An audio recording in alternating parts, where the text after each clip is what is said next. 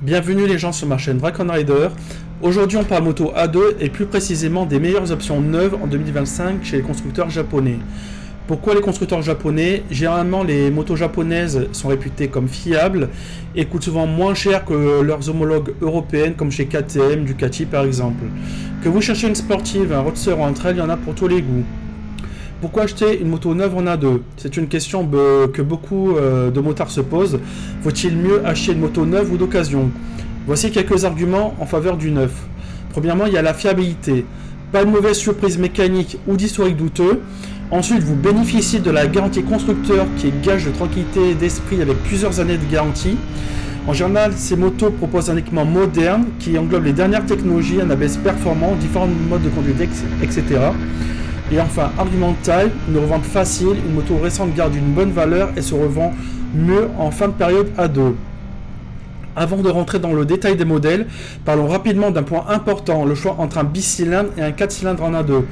Vous verrez également, il y a également des 3 cylindres dans le comparatif que je vais vous faire. Premièrement, les bicylindres. Ils offrent plus de couple à bas régime, ce qui est idéal pour la ville et la reprise. Ce sont des moteurs qui sont souvent plus légers et économiques. Les 4 cylindres, ils offrent une montée en régime plus progressive, un moteur plus linéaire et une sonorité plus envoûtante, mais ils sont souvent plus lourds et nécessitant plus de tours pour offrir de la puissance.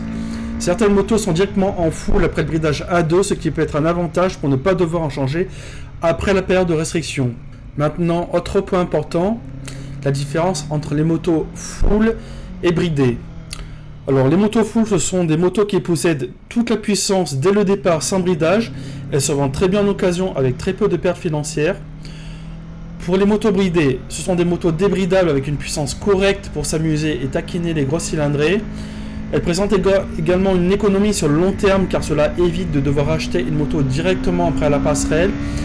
Elles peuvent se vendre en version bridée avec un peu plus de pertes financières que les petites cylindrées. Nous commençons avec la Honda CB500F qui est un roadster polyvalent parfait pour les débutants.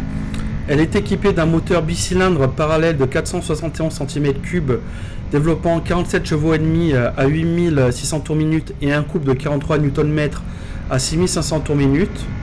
En avantage, elle est polyvalente et maniable. Elle est donc idéale pour la ville et les balades. Elle présente une consommation faible d'environ 4,3 litres au 100 km. Elle a une hauteur de selle de 785 mm qui est accessible aux petits gabarits. Inconvénient, elle a un look assez sobre, elle manque un peu de caractère. Elle a une puissance correcte, mais elle peut sembler limitée pour les sensations fortes. Au niveau des options, elle est équipée de l'ABS de série, de l'instrumentation numérique avec vitesse, régime moteur, consommation instantanée, éclairage LED moderne pour un prix d'environ 6500 €. Nous avons ensuite la Honda CBR 500R qui est une sportive A2 parfaite pour ceux qui veulent un look racing sans sacrifier le confort. Elle reprend le moteur de la CB500F.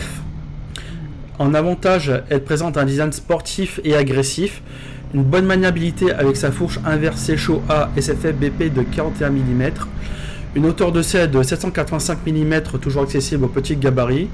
En inconvénient, une position plus sportive, donc moins agréable pour les longs trajets et moins adaptée aux grands débutants. Toujours équipé de l'ABS de série, du tableau de bord numérique avec rapport engagé, éclairage full LED pour un prix d'environ 7400 €. Après, nous avons la CB650R qui est un roadster néo-rétro avec un moteur 4 cylindres en ligne de 649 cm3 développant 95 chevaux, bridé à 47 chevaux et demi en A2 et un couple de 64 Nm à 8500 tours minute. En avantage, elle a toujours son moteur 4 cylindres, sonorité et souplesse au top.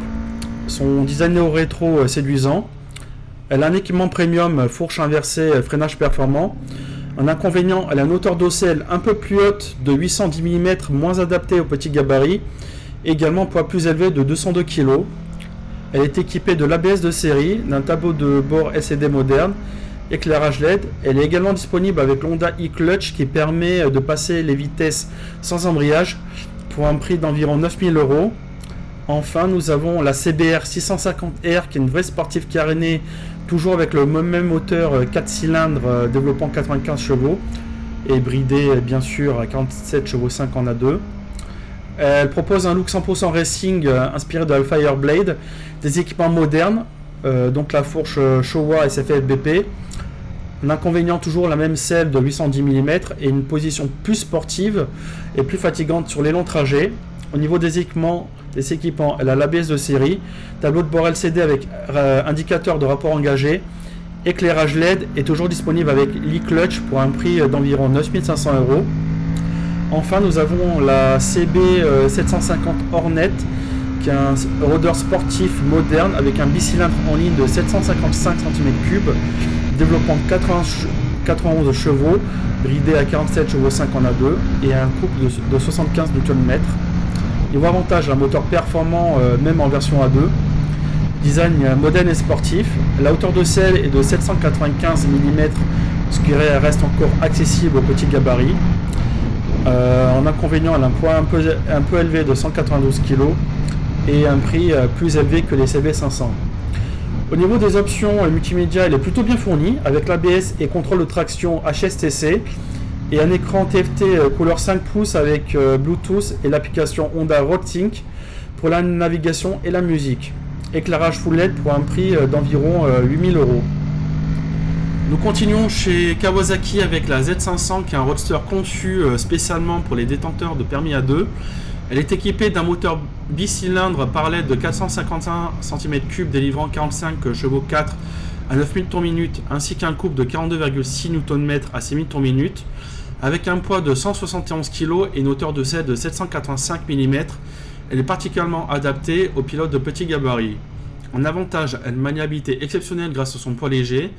Elle a une ergonomie confortable, idéale pour les trajets quotidiens et possède un design agressif typique de la gamme Z. En inconvénient, elle a une puissance limitée pour les motards recherchant des performances élevées. Elle a un équipement technologique moins avancé que sur ses modèles supérieurs. En équipement, elle est équipée de l'ABS de série, de l'éclairage LED et d'un tableau de bord numérique affichant seulement les informations essentielles pour un prix d'environ 6000 €. Ensuite, nous avons la Ninja 500 qui est la version carénée de la Z650 qui est donc une sportive adaptée au permis A2, partageant le même moteur que la Z500. Elle a toujours le même poids de 171 kg et une hauteur de selle de 785 mm, la rendant accessible aux petits gabarits. En termes d'avantages, elle a une esthétique sportive inspirée des modèles de compétition, une position de conduite moins confortable malgré une allure sportive et une maniabilité facilitée grâce à son poids contenu. Elle a en inconvénient une protection contre le vent qui est perfectible à haute vitesse et l'absence de certaines fonctionnalités modernes comme les clignotants LED. Sinon, elle est toujours équipée de la B-série, des phares LED et la connectivité pour jumeler votre smartphone pour un prix d'environ de 6500 €. Ensuite, nous passons sur la gamme supérieure avec la Kawasaki Z650 qui est un roadster équipé d'un moteur bicylindre parallèle de 649 cm3 délivrant 68 chevaux en full et 47 chevaux 5 en bridé. Avec un poids de 190 kg et une hauteur de selle de 790 mm, elle offre un bon compromis entre performance et accessibilité. Elle a un moteur puissant offrant de bonnes accélérations, elle a un design moderne et agressif, elle est polyvalente pour une utilisation à la fois urbaine et sur route. En inconvénient, elle a une hauteur de selle pouvant être un peu élevée pour les petits gabarits, elle a des suspensions fermes, moins confortables sur les routes dégradées. Elle est équipée de l'ABS de série, d'un tableau de bord numérique avec indicateur de rapport engagé, un éclairage LED pour une meilleure visibilité pour un prix d'environ 7500 €. Ensuite, nous passons sur sa sœur, la Ninja 650, qui est une sportive qui est toujours équipée du même moteur. Elle pèse 193 kg, elle a une hauteur de selle identique de 790 mm.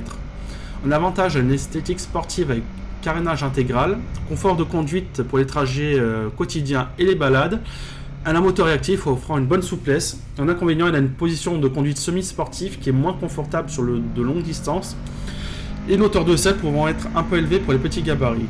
Sinon, elle est toujours équipée de l'ABS de série, écran TFT avec connectivité smartphone, éclairage LED pour une meilleure visibilité avec un prix de 8250 €. Ensuite, nous passons chez les trails avec la Kawasaki Versys 650 qui est une trail routière conçue pour être confortable aussi bien en ville que sur les longs trajets.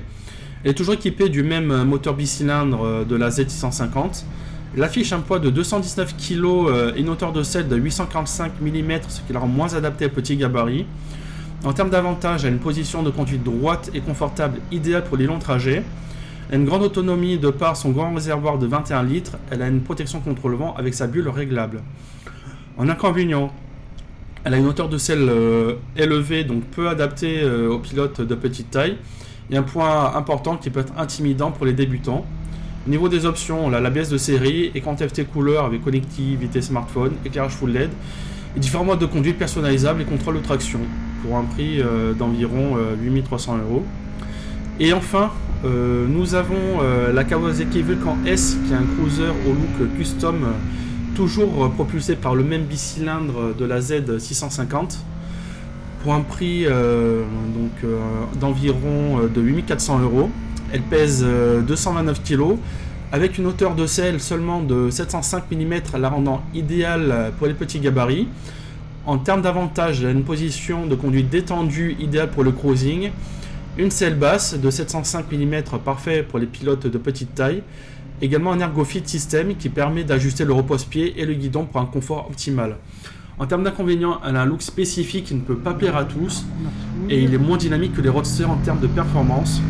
En termes d'options, toujours ABS de série, le tableau de bord numérique avec indicateur de rapport engagé ainsi que l'éclairage LED avant et arrière.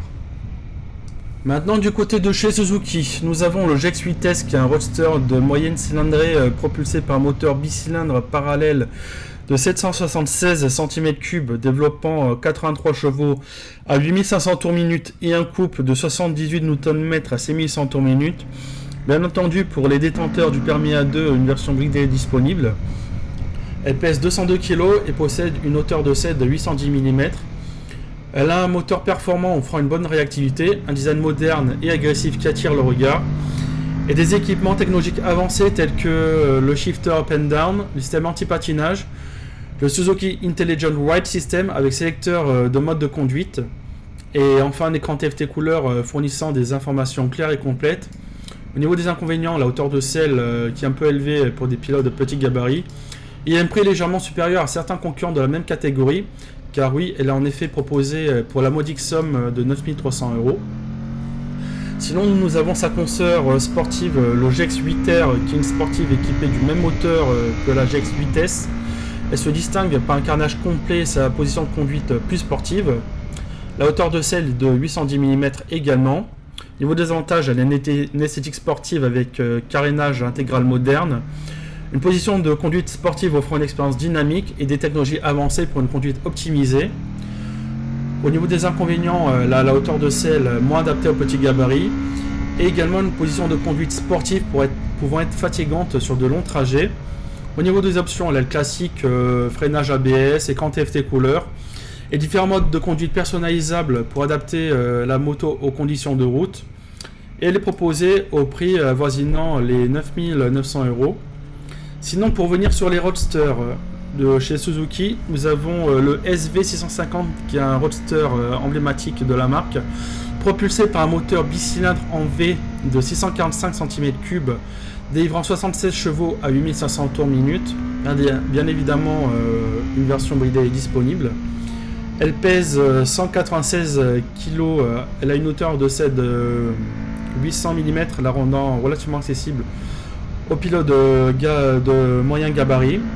Au niveau des avantages, un moteur en V offrant un caractère unique et une sonorité agréable, une position de conduite confortable pour les trajets du quotidien et les balades, et la hauteur de selle qui est adaptée aux pilotes de taille moyenne. Au niveau des inconvénients, elle a un design considéré par certains comme moins moderne et des équipements technologiques un peu en retrait et moins avancés que sur les modèles plus récents. Sinon, au niveau des équipements, elle a l'ABS, une instrumentation numérique affichant les informations essentielles et un système Low RPM Assist facilitant les démarrages à basse vitesse. Elle est proposée au prix de 7700 € environ. Enfin, nous avons le Suzuki GX S950 qui est un roadster sportif dérivé de la GX S1000 mais bridé pour être accessible en A2, 47 chevaux et demi. Elle est équipée d'un moteur 4 cylindres en ligne de 999 cm3, de développement 95 chevaux en version standard et bien sûr 47 chevaux 5 en version bridée A2. Elle affiche un poids de 214 kg et une hauteur de selle de 810 mm. Au niveau des avantages, un moteur 4 cylindres offrant une puissance linéaire, une sonorité distinctive, un design agressif et moderne inspiré de la GX S1000 et des équipements technologiques avancés pour un bon niveau de confort et de sécurité. Au niveau des inconvénients, elle a une selle de 810 mm, donc pas adaptée aux petits gabarits, un poids relativement élevé de 214 kg qui peut être intimidant pour les débutants et a fortiori un prix plus élevé que d'autres Roadster A2. Au niveau des équipements, elle a l'ABS de série, un écran LCD multifonction avec toutes les informations nécessaires, différents modes de conduite ajustables selon le style de pilotage et les conditions de la route, un éclairage full LED pour un look moderne et meilleure visibilité. Et enfin, elle est proposée pour la modique somme de 11 000 €, ce qui est quand même assez cher pour un Roadster. Et enfin, nous terminons par Yamaha, qui possède globalement les prix les plus élevés des 4 marques japonaises. On commence par la Yamaha MT-03, qui est un Roadster compact idéal pour les débutants. Elle est équipée d'un moteur bicylindre en ligne de 321 cm3 développant 42 chevaux à 10 750 tours-minute et un coup de 29,5 Nm à 9000 tours-minute, avec un poids de seulement 168 kg et une hauteur de selle de 780 mm. Elle est particulièrement adaptée aux pilotes de petits gabarits. Niveau avantage, elle a une maniabilité exceptionnelle grâce à son poids léger. Sa position de conduite droite et confortable est idéale pour les trajets urbains. Elle a un design dynamique inspiré directement de la série MT. Au niveau des inconvénients, elle a une puissance limitée pour les motards recherchant des performances plutôt élevées et une protection contre le vent réduite en raison de l'absence de carénage.